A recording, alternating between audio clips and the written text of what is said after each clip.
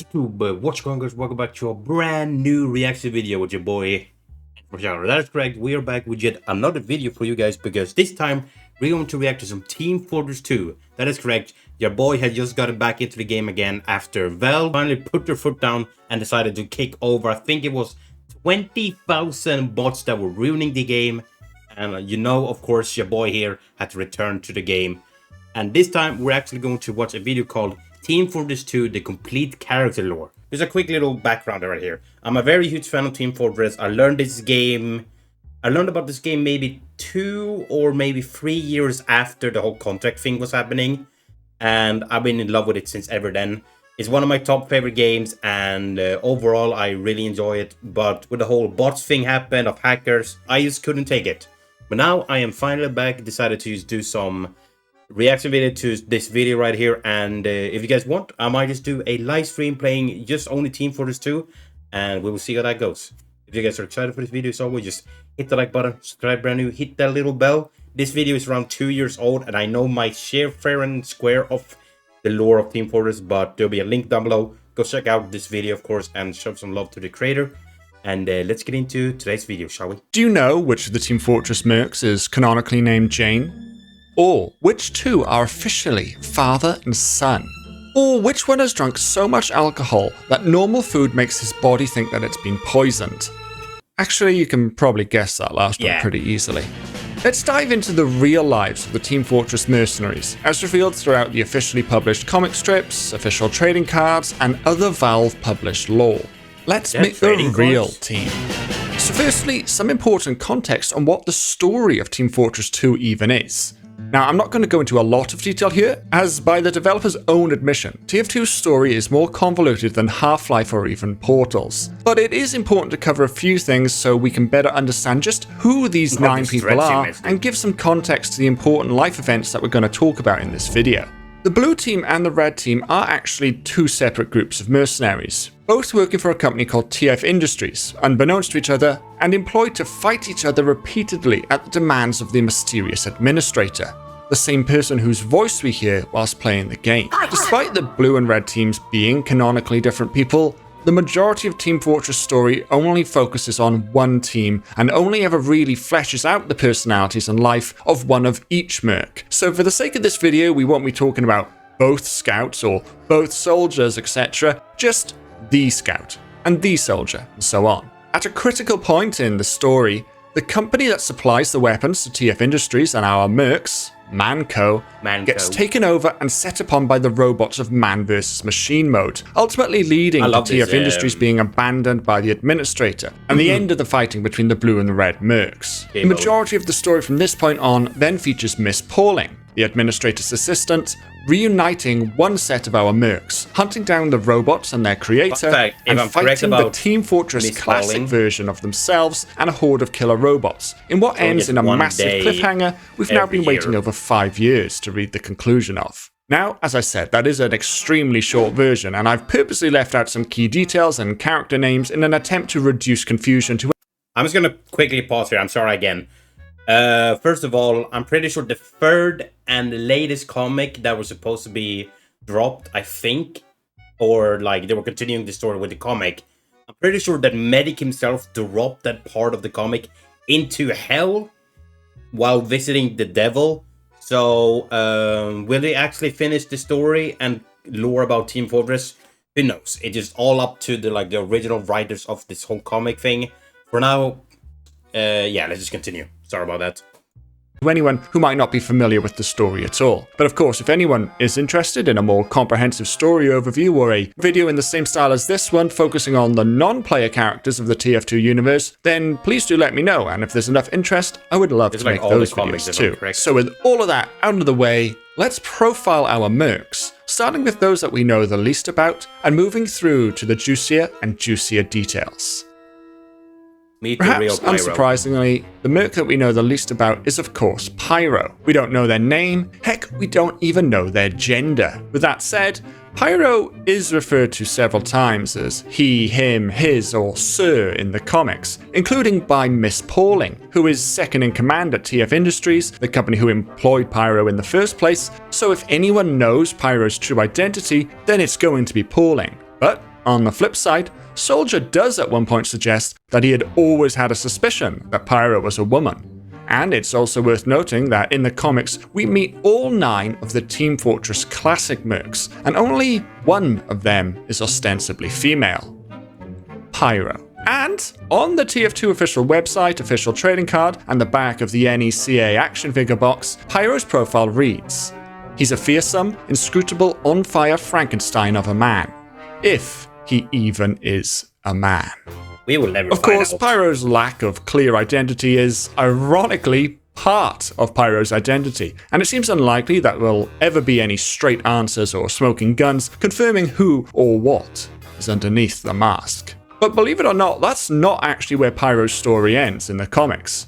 During a period between TF Industries being abandoned and Miss Pauling reuniting everyone, Pyro is found sitting as CEO at a successful company called Frontier Engineering, and is considered to be personally responsible for the company having a record quarter. Another interesting tidbit is the fact that Pyro genuinely appears to see the world in Pyrovision, as originally shown in the Meet the Pyro short, with multiple panels throughout the comics showing us the world through Pyro's eyes in the same bubblegum rainbow wonderland point of view. Next up is Heavy Weapons Guy. From the comics, we know that his name is Mikhail, or Misha as a nickname. Whilst Heavy is of course outwardly Russian, we learn from the comics that he's from Siberia, and his action figure box tells us specifically the Zhugzhou Mountains. Heavy loves his miniguns, and he's named them all, Sasha being his main one, Natasha of course being his best known other gun, but also Svetlana, Oksana, and Sheila. But despite being attached to his metal killing machines, he also shows a lot of compassion for his family. He lives with his mum and 3 sisters, Bronislava, Yana, and Zana, the latter of which we'll hear about a bit later. Engineer. Real name, Del Conacher, from the town of Bee Cave, Texas. Whilst many of our mercs might appear clever, but mostly insane, Engineer is the most genuinely intelligent, having no fewer than 11 PhDs. Whilst his personal history is never explored in great detail throughout the comics, his family are amongst the most important to the main storyline. We all know about Australium from the Endgame universe, the extremely rare metal used to decorate sought-after expensive weapons. But Engineer's grandfather, Radigan Conacher, built a series of machines that use Australium as fuel to extend a person's life. And Del, our engineer, has continued that work, iterating and improving on the design during his time working for the administrator. Throughout the story of the comics, obtaining Australium and using it to extend life is the main plot point motivating the lead antagonist, as well as the other main non-player characters. If it wasn't for Engineer's grandfather, and in the present day period of the comics, Engineer himself, this motivation wouldn't even exist. So whilst our other mercs definitely get more screen time, Engineer is the most important merc when it comes to the underlying story. The Sniper. On the back of his NECA action figure, we find out that Sniper's real name is Mick Mundy. However, we find out in the course of the comics that his birth name is actually Mundy, in the same style as his parents' names Bill Bell and La Na. And perhaps most surprisingly of all, he's actually from New Zealand, which in the Team Fortress universe is a sunken underwater world covered in a glass dome. With that said, Sniper is shown to have been blasted out of underwater New Zealand on a rocket whilst just a young baby, adopted by Australians and brought up in Australia. Miss Pauling also addresses Sniper's adoptive parents as Mr. and Mrs. Mundy, suggesting that Sniper's birth name being Mundy and adoptive surname being Mundy, making his name technically Mundy Mundy, is maybe just a happy little coincidence. The Spy. It goes without saying that we don't know a lot about Spy. Arguably more so than Pyro, a lack of identity is part of Spy's character. His name is unknown, and whilst of course being a spy he could be pretending to be French, his France origin is confirmed on the website and on the back of his action figure box, along with his ability to speak French, Spanish and Catalan. As with Engineer, his personal history isn't much expanded on in the comics, but we do see a couple of interesting moments reinforcing his in-game character, such as a mention of his suit costing $10,000, and his Jesus. teeth apparently housing a series of miniature items, such as a full roast dinner. Spy Why, often though? hints about having a more than friendly relationship with Scout's mother.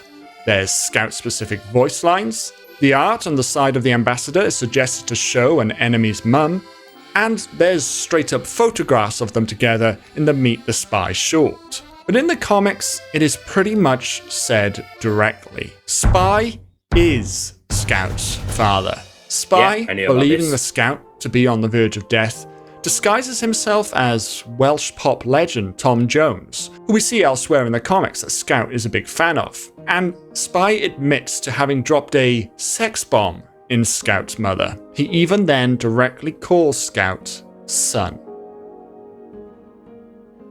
The Scout. During the epic reveal where we learn that Spy is Scout's dad, we also learn two more things about Scout. He is 26 or 27 years old, and his name is Jeremy.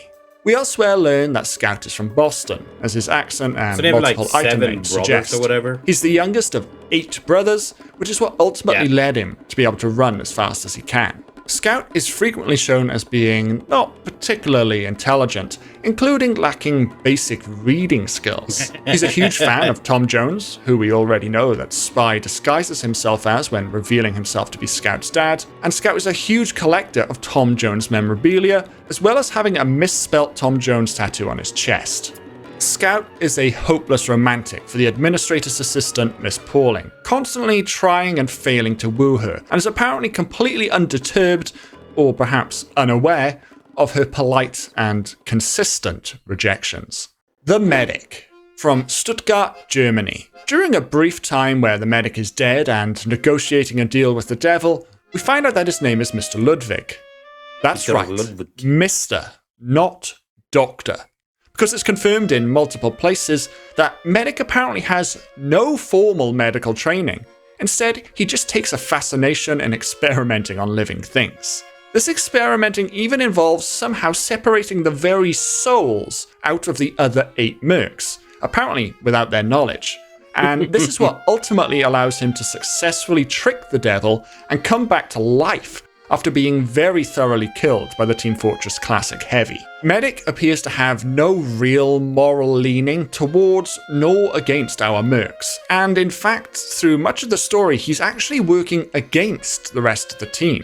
But similarly, he does bring Sniper back from the dead by replacing his organs with those of various exotic animals. He brings a bunch of the other mercs back from the dead by simply squishing any old blood back inside them, and he does ultimately avenge his own murder by helping Heavy kill the Team Fortress Classic Heavy after having experimented on him by somehow surgically implanting a baboon uterus inside of him. Dang. The Demoman. Full name, Tavish Finnegan de Groot. Place of origin, Ullapool, Scotland. Demoman is one of the more fleshed out characters in the TF2 comic series, with his background not just explored a little during the main series, but also featuring heavily in the Halloween event spin-offs. We know how Demoman lost his eye. At 7 years old on Halloween night, he goes to work for none other than Marasmus, the wizard who haunts Ghost Fort during in-game events. Whilst working there that night, Demoman is spoken to by the magical Bombenomicon, the book, which is also a reoccurring Halloween in-game character. Demo is tricked into opening the book, he gets his eye haunted by the trickster spirit of the magical book, and thus Monoculus is formed. That's right, Monoculus is Demoman's haunted, missing eye. However, during the course of the mainline comics, Medic reveals that he has grown Demoman's eye back no fewer than 8 times, but something haunted always happens, leading them to conclude that it's the eye socket which is haunted, not the eye itself. On his trading card, which released all the way back in 2008, it stated that a failed plan to blow up the Loch Ness Monster at the age of 6 led to the death of his natural parents. However, on the official website, this sentence is changed to say it caused the death of his original adoptive parents, and this page doesn't appear to have been updated since at least 2011. However, the box for his 2013 NECA action figure, which for all the other mercs usually has exactly the same or similar text as the trading card and official website, makes no mention of this at all, suggesting a possible retcon to the parenticide, accidental or otherwise. And indeed, in the comics, whilst Demoman's dad is confirmed to be dead, we do meet his mum several times, who could, of course, plausibly be an adoptive mother. Well, a second adopted mother, if the official website text is to be taken as fact. But either way, we do learn that he lives with his mum and that working jobs and making money is apparently very important to her. And even though they live in a massive futuristic mansion and Demoman earns over $5 million a year, she still thinks he should be working harder. And of course, we can't forget Demoman's other dear loving relationship. Alcohol. At one point in the comics, Demo is fed normal food and kept off alcohol for a period of time, which leads his body to start reacting like it's been poisoned. But fear not, because his consistent drinking from an apparently young age enabled his body to react appropriately, with his organs seemingly under their own steam, converting his stomach into a distillery and fermenting bone marrow, thus giving him a high enough blood alcohol level to start poisoning the robots who are attacking him. It wouldn't be Team Fortress without amazing nuggets of trivia like that. True. The Soldier. Throughout the comics, Soldier is regularly referred to as Mr. Jane Doe. For those unaware, Jane Doe is the name typically given to an unidentified female corpse. Now, obviously, Soldier is not an unidentified female corpse, but he is shown throughout the comics to be consistently the stupidest of our mercenaries, leaving it completely open to possibility that he has somehow mistaken Jane Doe as being his own name, even though it might not be. Despite this outward stupidity, Soldier shows an impressive ability to acquire jobs, and at various points is apparently a sergeant, a barrister, a priest in at least one state, a qualified exorcist in Guam, a public defender, a tour guide of celebrity homes, and winner of a nose-picking contest. Soldier has a more than business relationship with more characters than any of the other mercs. Firstly is the wizard Marasmus, who Soldier is revealed to have been roommates with. In a series of bizarre stunts, including inadvertently getting Marasmus's castle turned into a raccoon sanctuary, Marasmus ends up moving in with the real Tom Jones, only for Soldier to show up on the aforementioned Celebrity Homes tour and kill Tom Jones, framing Marasmus in the process. Skill issue. Soldier also meets and seemingly instantly falls in love with one of Heavy's sisters, Zana. Soldier and Zana's escapades form one of the main subplots throughout comics 3 through 6, and presumably 7 should it ever be released. They start by immediately making love as soon as they meet, separating from the main squad and infiltrating an enemy base. Breaking out of interrogation, apparently get engaged, get naked, covered head to toe in honey, and bare-knuckle fight a horde of killer robots. Zana intimidates Miss Pauling for ogling Soldier, and, rather fittingly, the last panel we see them in together is alongside Pauling, Saxton Hale and his partner Maggie, the rest of the mercs except Engineer, and a recently delivered baby baboon.